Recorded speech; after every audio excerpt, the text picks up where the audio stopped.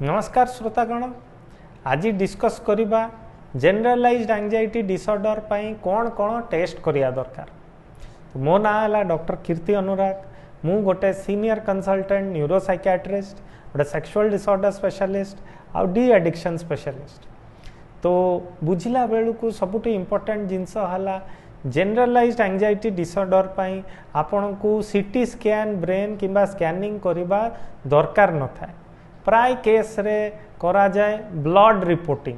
ता देरे प्रथम तो करा जाए सीबीसी जो कि हेमोग्लोबिन किंबा इन्फेक्शन अच्छी जना पड़े। द्वितीय जिनस करा हुए सेटा हुए थायराइड प्रोफाइल जहाँ जो कि जनरलाइज्ड एंजाइटी डिसऑर्डर हो पारे। तृतीय जिनस करा जाए पारे आपन को केबे केबे ईसीजी टा करा जाए कारण ता जो भी एमती असुविधा हो पारे।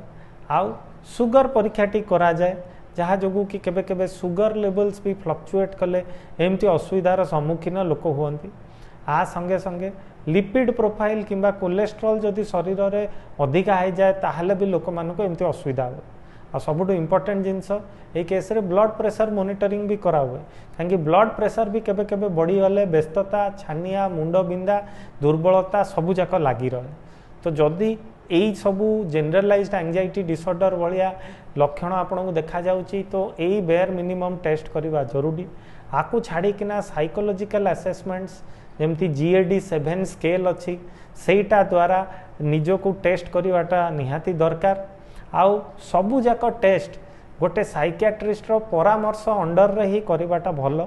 निजे निजे जाइकिना एभलिया टेस्ट न करवाटा भल कारण जो गोटे साइकियाट्रिस्ट टेस्ट वा कराए आ देखे सी तार सिवियरिटी आ तार असेसमेंट हिसाब रे ही आपणकर ट्रीटमेंट किंबा आउटकम कौन हम से आपन को बुझेकिना कही पारे आउ प्लान करिकिना सुरक्षित भाव में आपणकर जनरलाइज्ड एंजाइटी डिसऑर्डर को केते यथाशीघ्र कमई हम तापाई भी आपन को गाइडेंस दियंती।